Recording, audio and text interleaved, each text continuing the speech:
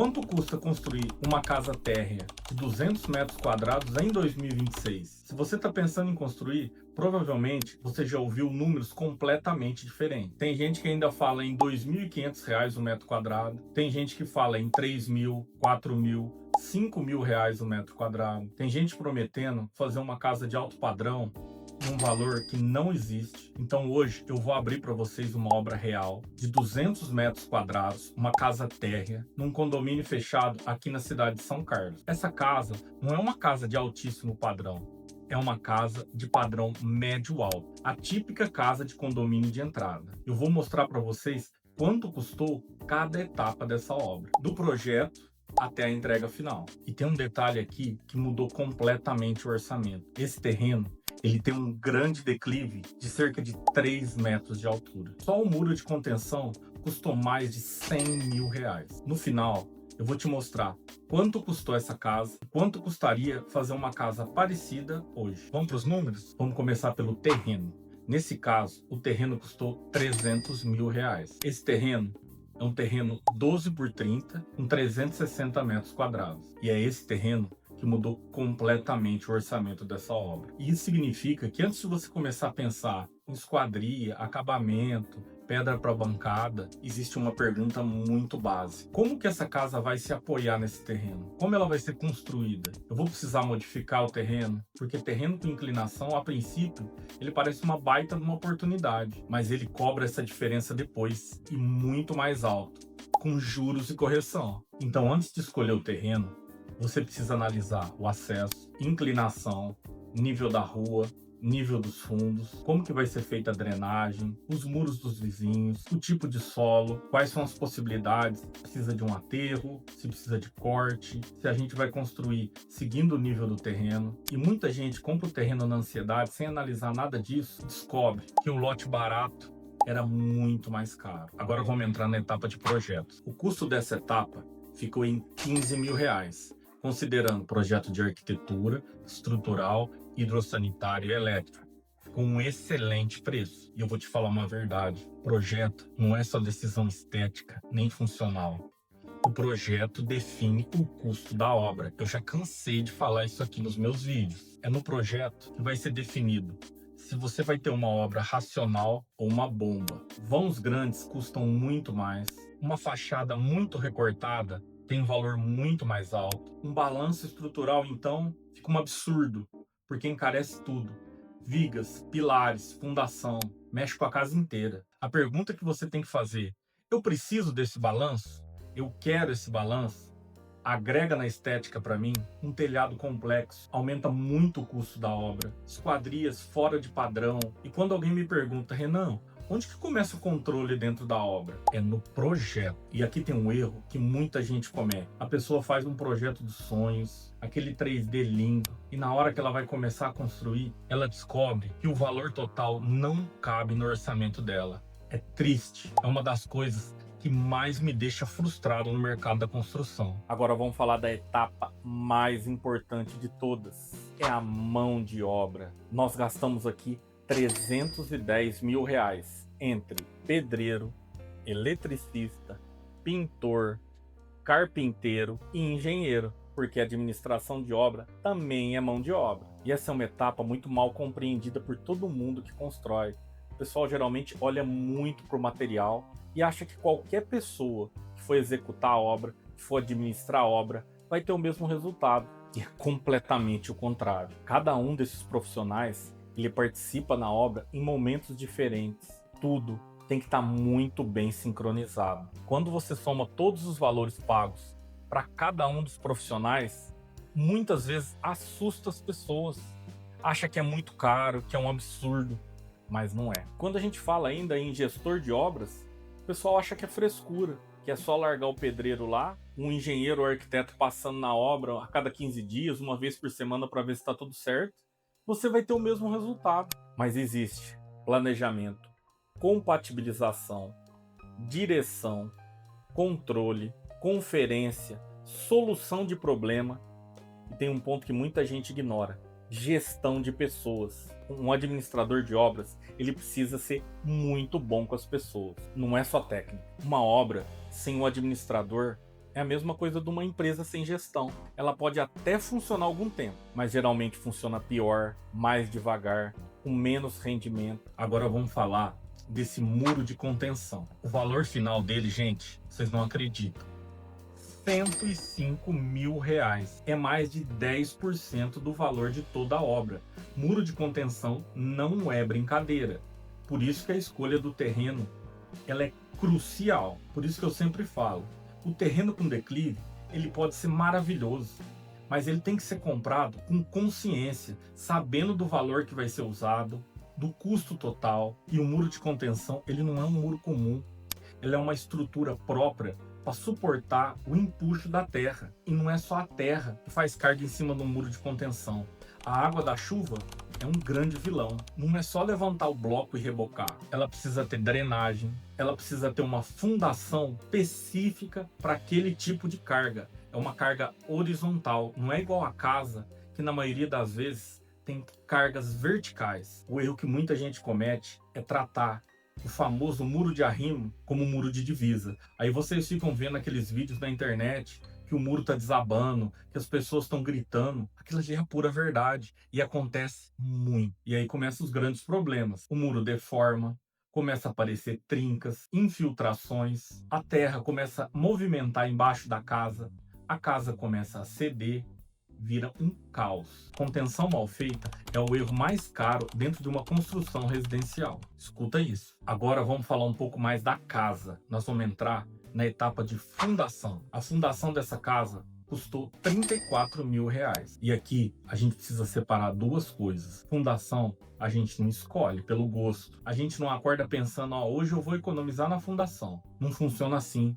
Fundação depende do solo. E para conhecer o solo, a gente precisa de uma sondagem. E é um investimento muito pequeno que quase ninguém quer pagar. Sem sondagem, a gente está construindo no escuro. E construir no escuro é uma economia que ninguém deveria fazer. Quando uma dessas partes ela é mal calculada, a gente não enxerga o problema muitas vezes no início, no primeiro mês, no primeiro ano. Você vai ver isso muito depois. Quando você olhar para a parede da sua casa e começar a observar aquele monte de trinco. Quando você olhar para o rodapé e ver a infiltração de água subindo, o piso cedendo. E aproveitando que a gente está falando de custo real de obra, planejamento e decisões que podem mudar completamente o orçamento da obra, muita gente me pergunta se eu só atendo aqui em São Carlos. A resposta é não. Eu elaboro projetos e faço consultoria para o Brasil inteiro. Então, se você quer comprar um terreno, se você precisa fazer um projeto, se você quer iniciar a sua obra, me chama no WhatsApp. O contato está na descrição desse vídeo. Agora vamos voltar para as contas. Tem várias etapas aqui que muita gente subestima. Vamos agora para a estrutura da casa. Na estrutura dessa casa,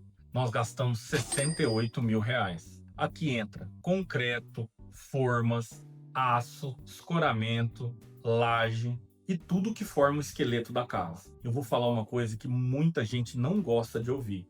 Estrutura não é hora de aventura. Depois que concretou, acabou. Numa casa térrea de 200 metros quadrados, muita gente pensa, é uma estrutura simples, é tranquilo. Às vezes é, mas muitas das vezes não é. Um exemplo, essa casa tem uma área gourmet com um balanço de 6x3. Não é um balanço simples. A complexidade da estrutura da casa, ela não depende do tamanho da casa. Ela depende do tamanho dos vãos, da cobertura, do tipo de laje, se tem ou não balanço, dos apoios, principalmente da arquitetura. A arquitetura define 90% do custo da estrutura. E o custo total da estrutura da casa depende totalmente da quantidade de carga. Então não dá para você comparar custo em estrutura de uma casa para outra. Mesmo se as duas forem casas térreas, mesmo se a metragem for igual, cada uma tem a sua particularidade arquitetônica. Duas casas térreas de 200 metros quadrados podem ter estruturas completamente diferentes,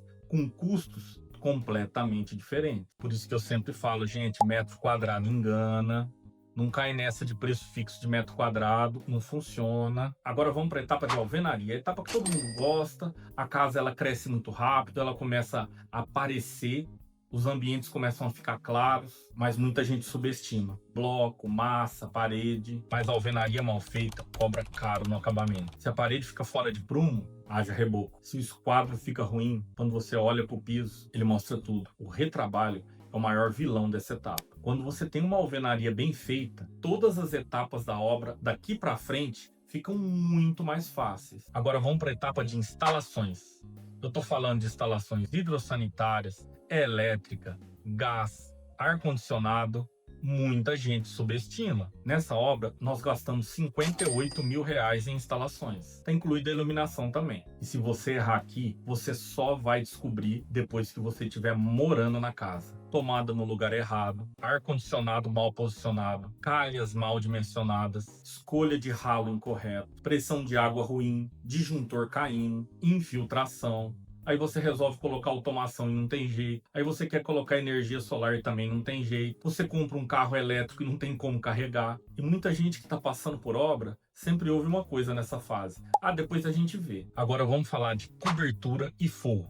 Quando a gente fala de cobertura, significa paz, porque um problema da cobertura tira a paz de qualquer um. Nós gastamos R$ 46.500 nessa fase. E quando a gente tem problema nessa etapa, o lado bom é que ele aparece bem rápido. Calor, ruído, infiltração, goteira, manutenção, cobertura é conforto térmico, acústico, estanqueidade, manutenção e durabilidade. Dependendo do projeto, você pode colocar uma telha sanduíche, uma laje impermeabilizada, uma telha cerâmica, estrutura galvanizada ou estrutura de madeira. E cada escolha muda o custo e muda o comportamento. Vamos para os revestimentos e pedras. Nós gastamos aqui R$ 57.700. Foi escolhas muito racionais. Você vê que o preço ficou excelente. E essa é a parte onde muita gente perde o controle, porque envolve gosto, tendência, moda, desejo. E aí as pessoas acabam jogando o orçamento no lixo. Porcelanato,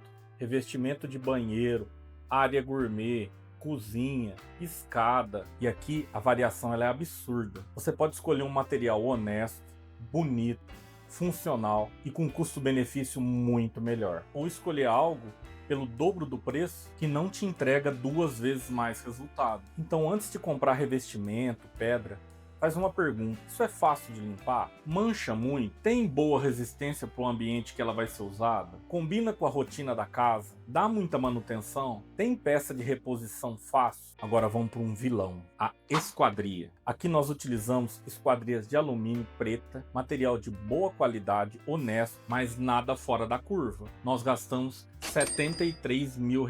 E aqui normalmente na hora que o pessoal recebe o orçamento vem aquele susto, né? Fez o projeto lindo, cheio de vão, cheio de vidro, só que na hora de orçar o cenário é outro. Mas em uma casa de 200 metros quadrados, a escolha da esquadria durante a etapa de projeto faz toda a diferença. Principalmente se tiver vãos grandes, porta de correr de várias folhas, pele de vidro, janelas amplas, coloração totalmente fora do padrão. Para você ter uma ideia, esquadrias com cores fora do padrão pode aumentar o preço em mais de 30%, chegando até 50% dependendo da cor. Só que tem um outro porém: a esquadria ruim, ela acaba com a casa. Ela impacta em conforto térmico, conforto acústico, vedação, segurança, estética e manutenção. E assim, é disparada a etapa que mais dá problema com entrega e fornecedores ruins.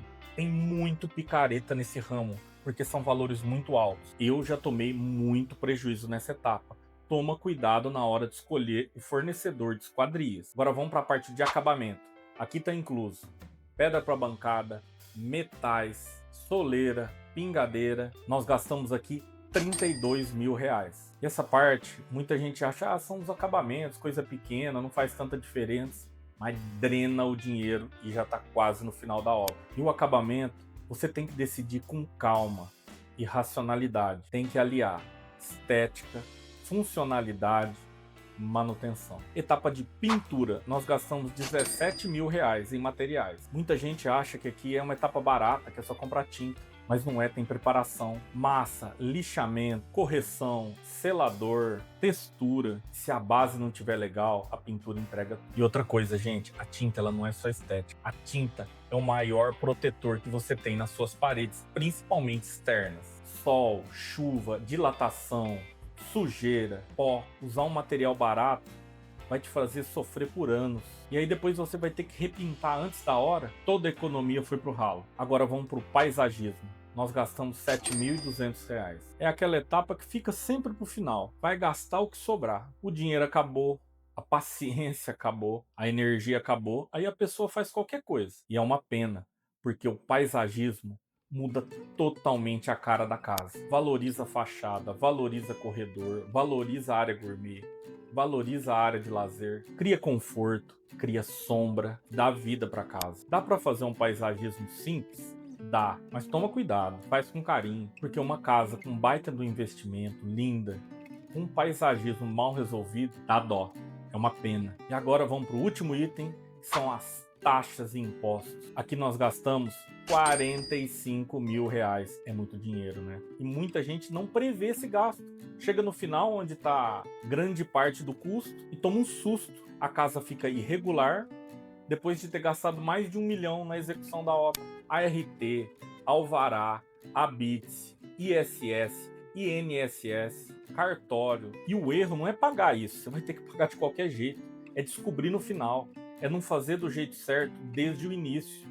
O INSS, ele é o grande vilão. Se você paga bonitinho todo mês desde o início da obra, você paga um valor cerca de 70% mais barato do que pagar tudo no final. Agora vamos na parte de somar tudo. Vamos ver quanto custou essa casa. Quando você coloca tudo na planilha, a conversa fica totalmente diferente daquele bate-papo de churrasco. Ah, faz por tanto metro, quanto que tá o metro? Mas não é assim. Obra não perdoa achismo. O custo final dessa obra ficou em R$ 891.400. Se a gente retirar o custo do muro de contenção, que não é toda obra que vai ter, para vocês terem uma ideia melhor de valor padrão de obra, o custo final sem o muro de contenção ficou em R$ 786.400. Isso tudo sem o terreno. Se a gente incluir o terreno, o custo final ficou praticamente em R$ 1.200.000. Isso eu deixei de fora a piscina, que custou R$ 40.000, e os móveis planejados, que nós pagamos R$ 95.000. E aqui, pessoal, tem algumas lições.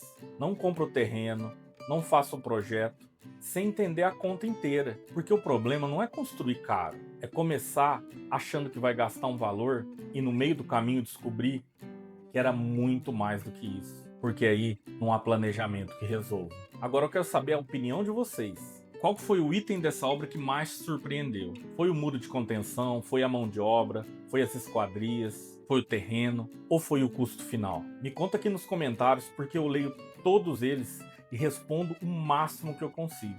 E se você pensa em construir ou reformar, se inscreve no canal, porque eu trago semanalmente vídeos sobre custos reais, escolhas, erros e decisões que podem economizar dezenas de milhares de reais. Eu vou deixar aqui em cima o link de um vídeo que eu recomendo fortemente para vocês assistirem. É um vídeo onde eu analiso uma planta de uma casa que nós vamos construir e as 10 decisões que deixaram essa casa muito mais funcional e inteligente. Porque construir não é só gastar dinheiro, é tomar as decisões corretas antes de gastar. Te vejo no próximo vídeo. Um abraço!